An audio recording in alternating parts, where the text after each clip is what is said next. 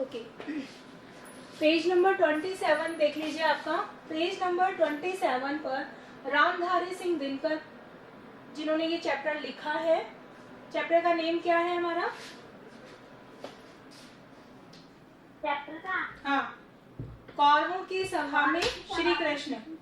कौरवों की सभा में श्री कृष्ण किसके द्वारा लिखा गया है? कवि कौन है इसके? रामधारी सिंह दिनकर। दिनकर इनका निकनेम है। हमने कर लिया ना? कर लिया बेटा, डिजिटल पे भी करवाना है मुझे आपको ये चैप्टर। मैंने अभी आपको यही एक्सप्लेन किया ना, ठीक है। चलिए अब स्टार्ट कर रही हूँ मैं।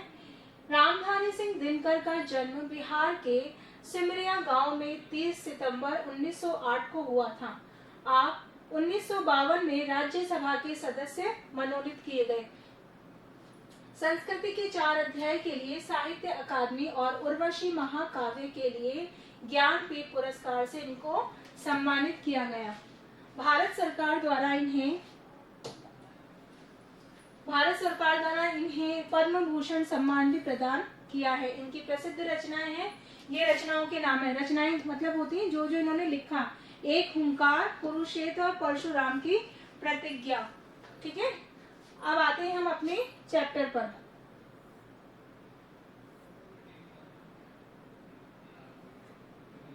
ये किताबें लिखी है इनमें। हाँ, रामधारी सिंह दिनकर है ना, यहाँ पे लेखक है रामधारी सिंह दिनकर। अब यहाँ पर ये उस समय का वर्णन है, जैसा कि हमने पहले पढ़ा हुआ है कि जब कौरव और पांडव दोनों भाई थे, कजन भाई थे ना। कौरव कितने भाई थे? पांडव थे 2 और पांडव थे 5। हाँ, वेरी गुड। पांडव थे 5 और कौरव थे 100। तो इनमें हमेशा बचपन से ही मतलब आपस में इन लोगों में जो वैमनस्य रहता था कि मतलब विचारों में काफी, एक सेकेंड,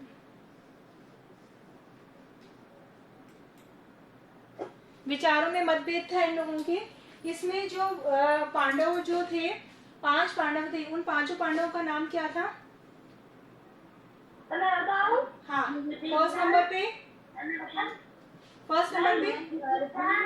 एक एक करके बोलेंगे। फर्स्ट नंबर पे कौन था? युधिष्ठिर। हाँ, सेकंड नंबर पे आ गया, क्लियर हो गया।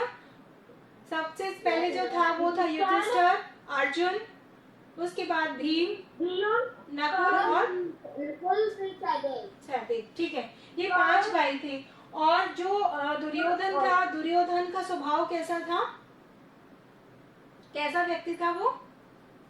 बहुत ही गंदा, बहुत कुटिल प्रवृत्ति का व्यक्ति था। कुटिल प्रवृत्ति मतलब बहुत सोच, उसकी बहुत, हाँ, निम्न सोच रखता था काफी, कि उसको लगता था कि जो कुछ है सिर्फ मेरा है। वो देने में विश्वास नहीं करता बल्कि लेने में विश्वास करता था। तो उनको क्या हुआ था?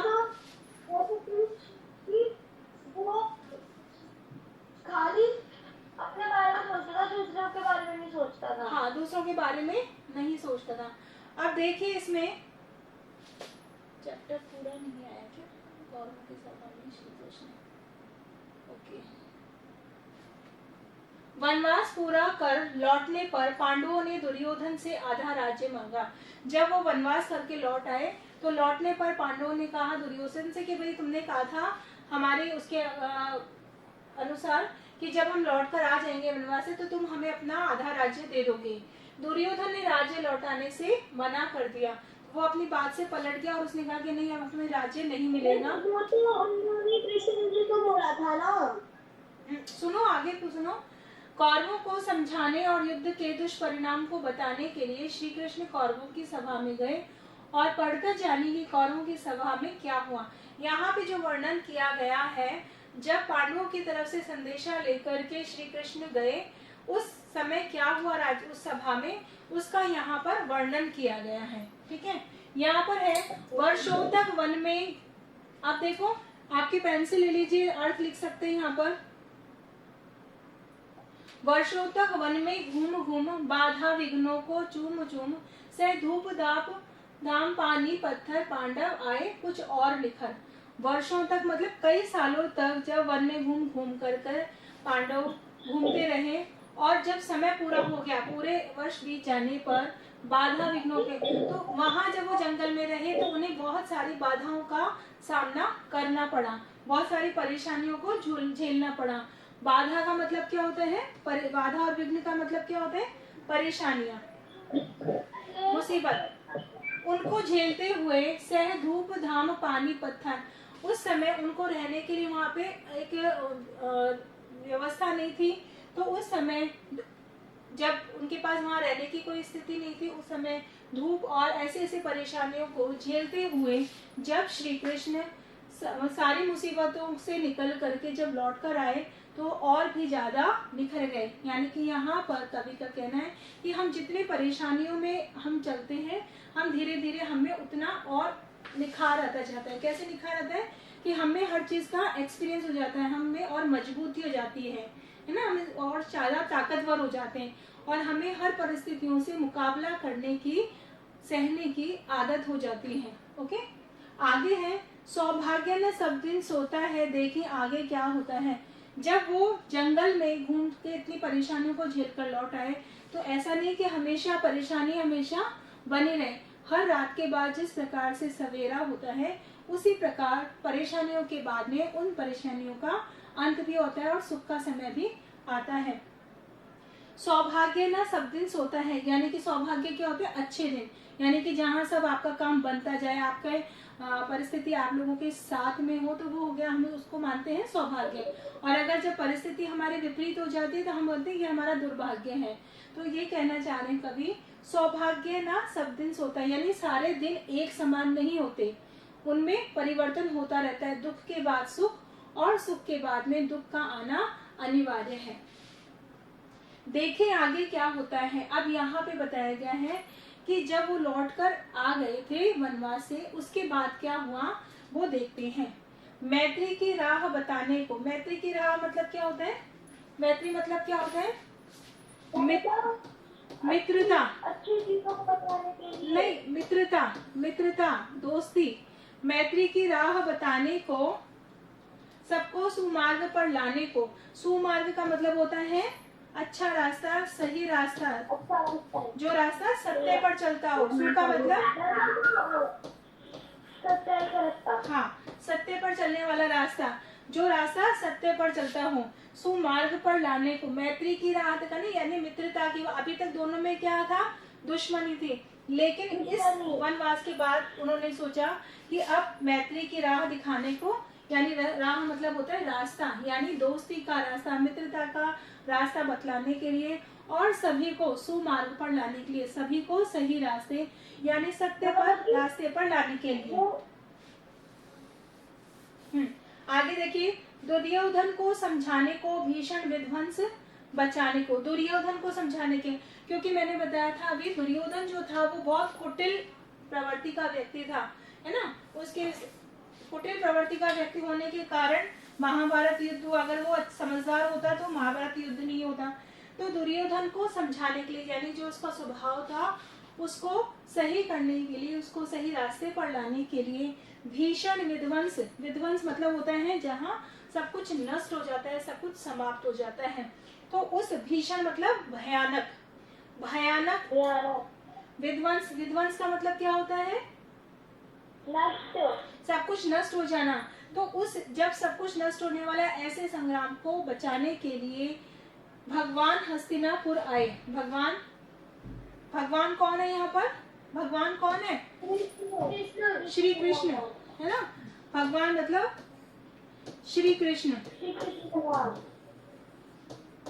भगवान श्री कृष्ण हस्तिनापुर आए, पांडव का संदेशा लाए और अपने तरफ से अपने साथ पांडवों की तरफ से एक संदेशा लेकर आए। संदेशा मतलब होता है, किसे बोलते हैं संदेशा? जब हम अपनी बात दूसरों तक, जैसे कि मैसेज, आपको कुछ नहीं बोलने में आपसे दूर हूँ, मैं किसी आपको भेजती हूँ। हाँ, संदेश संदेशा होगा। हाँ हाँ, अपना मन की बात को लिखकर या बोलकर किसी के साथ में भेज देना संदेशा कहलाता है। तो पांडवों का संदेशा लेकर के कौन आए? श्री कृष्ण भगवान।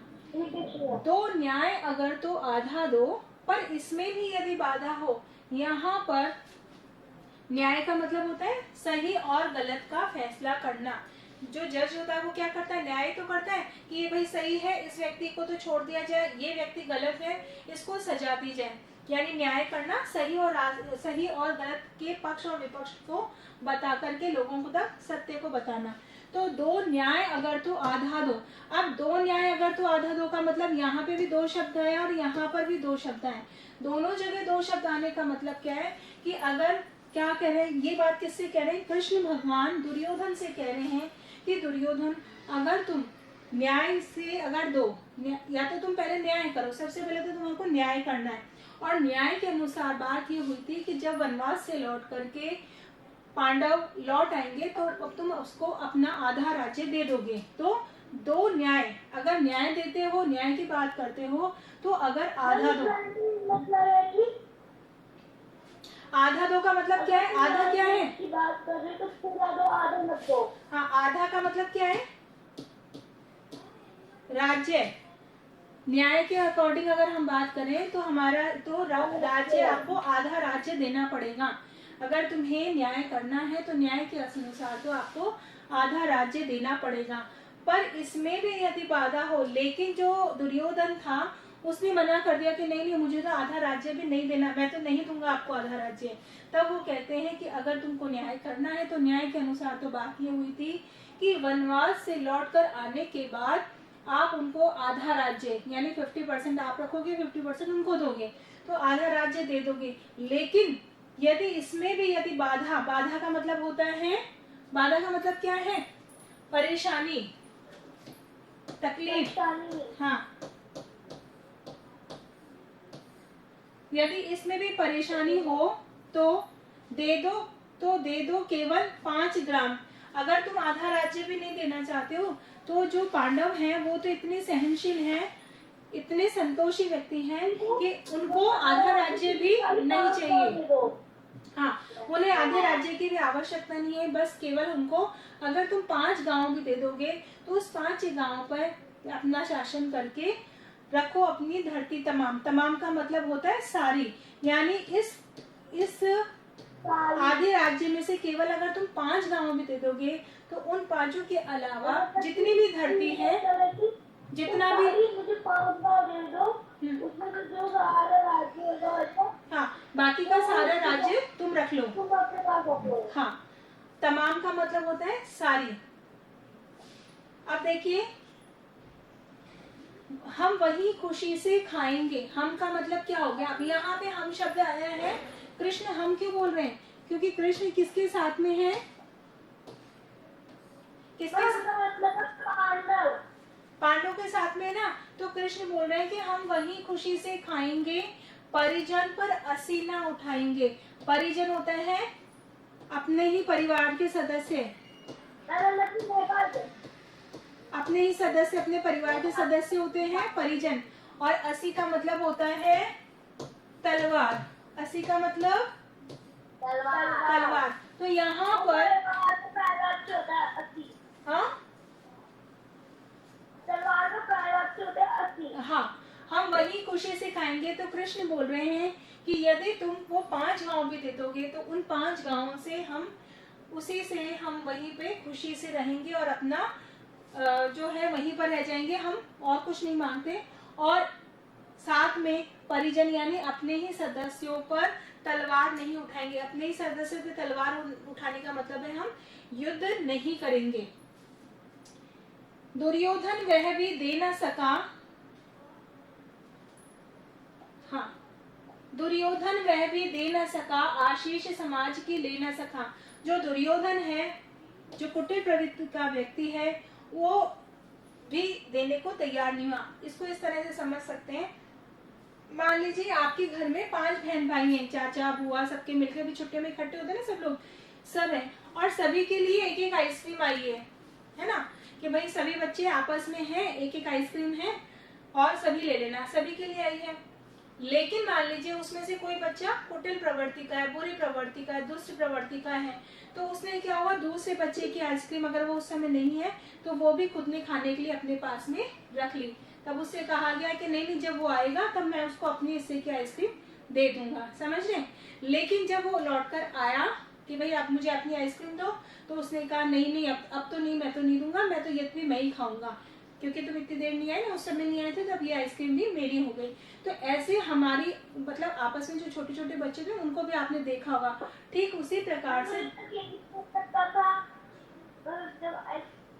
वो ये भी कर सकते थे कि सबको आधी आधी बांट देते हो। नहीं, आधे आधे क्यों बांटते, सबके हिस्से क्या है कि अपने अपने हिस्से की सबको ले लेनी चाहिए थी।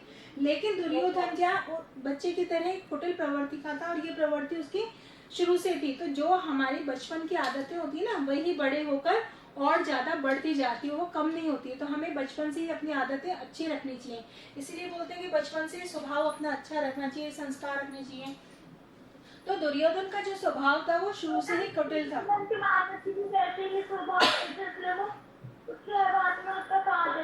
हाँ, उनके पिताजी उनका साथ देते थे। तो यानी अगर आपके पेरेंट्स भी अगर आपके फेवर में बोलते हैं ज्यादा, तो आगे जाके उन्हीं को परेशानी होती है। ठीक है, तो दुर्योधन वह भी दे न सका आशीष समाज की ले न सका। आशीष का मतलब क्या होता है? आशीर्वाद। जैसे बड़े होते हैं ना, बड़े के हम चरण स्पर्श करते हैं, प्रणाम करते हैं, तो वो लोग हमको क्या देते हैं? आशीर्वाद देते हैं, है ना, जिससे कि हम जीवन में सफल होते हैं। ठीक उसी प्रकार से यहाँ पे समझाया गया है कि दुर्योधन अपनी कुटिल प्रवृत्ति के कारण अपने बड़ों का आशीर्वाद ना ले सका। यानी घर पे अगर कोई ऐसा व्यक्ति बच्चा होता है जो कि कहना नहीं मानता या सपोर्टिंग नहीं होता या किसी दूसरे बच्चों से झगड़ा करता है, तो लोग उसको कम पसंद करते हैं। और वहीं दूसरा बच्चा होता है जो सबकी कहना मानता है, एक फेवर करता है ना, सहयोग करता है, तो वो उसको सब पसंद करते हैं, उसके लिए आशीर्वाद निकलते हैं। तो यहाँ पर कहा गया है कि आशीष समाज की ले न सका। दुर्योधन अपनी कुटिल प्रवृत्ति के कारण लोगों से आशीर्वाद न ले सका।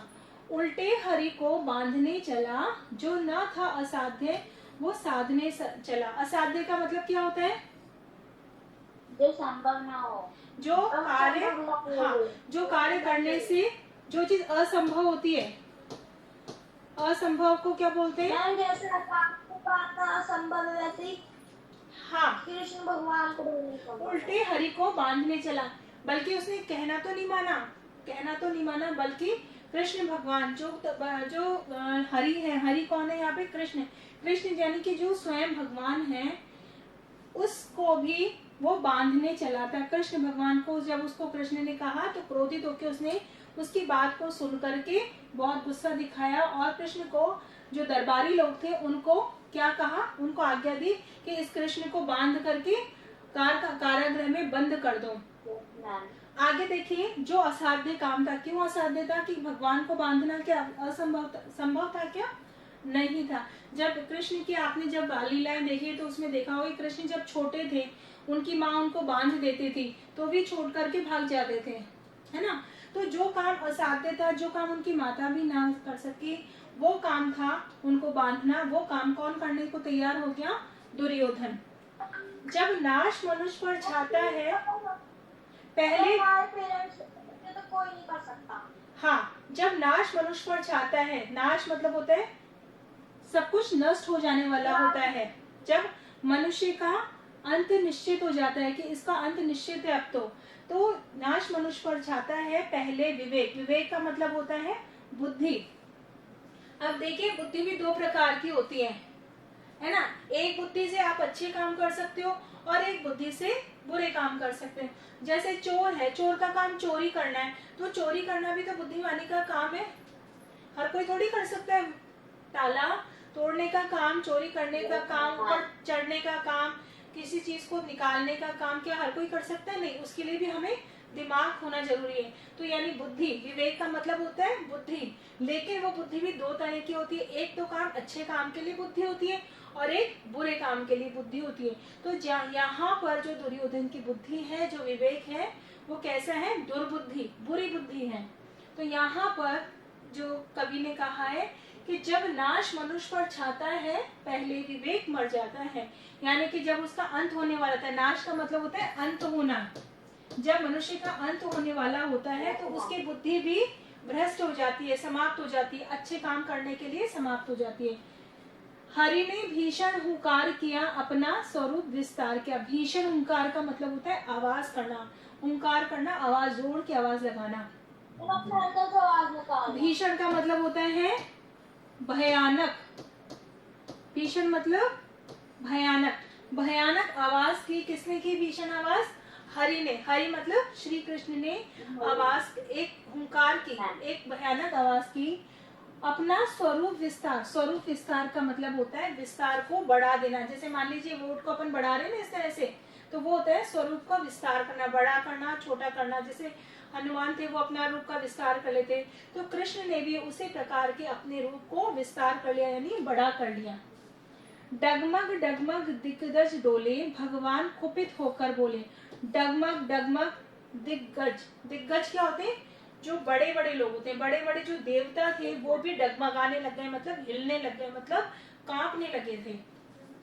और भगवान कुपित। कुपित का मतलब होता है, क्या होता है? क्रोधित होना या नाराज होना। ठीक है। और भगवान कुपित होके बोले। भगवान किसके लिए आया है यहाँ पर? कृष्ण के लिए। तो कृष्ण भगवान जो है वो नाराज होकर के बोले। कृष्ण के जब कृष्ण ने भीषण हुंकार की भयानक एक आवाज करी और अपने स्वरूप का विस्तार कर लिया, मतलब बड़ा कर लिया, तो उनके बड़े स्वरूप को देख करके जितने भी देवता दिग्गज थे, वहां सभा में बैठे हुए जितने भी राजा महाराजे थे, वो सब डोलने लगे। डोलने मतलब कांपने लगे। उनको देख के इतना डर लगा, इतने भयभीत हो गए। और फिर भगवान कुपित होकर और नाराज होकर के श्री कृष्ण ने कहा, क्या कहा? देखिए,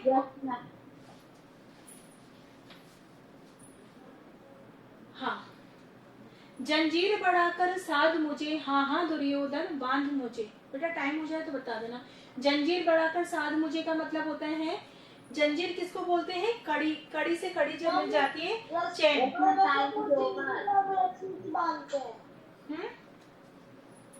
क्या कह रहे बेटा? टाइम कितना हो गया?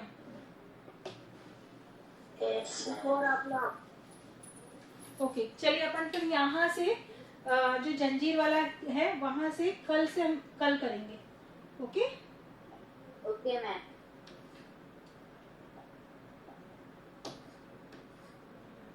Bye ma'am. ओके बच्चे, okay ma'am. Bye ma'am. Bye ma'am.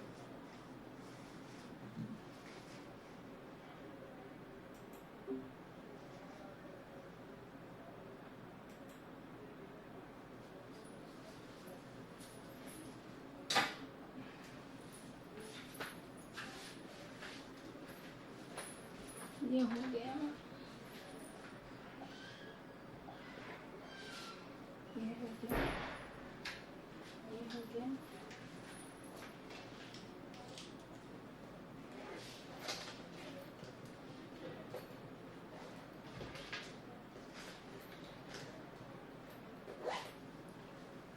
ठीक,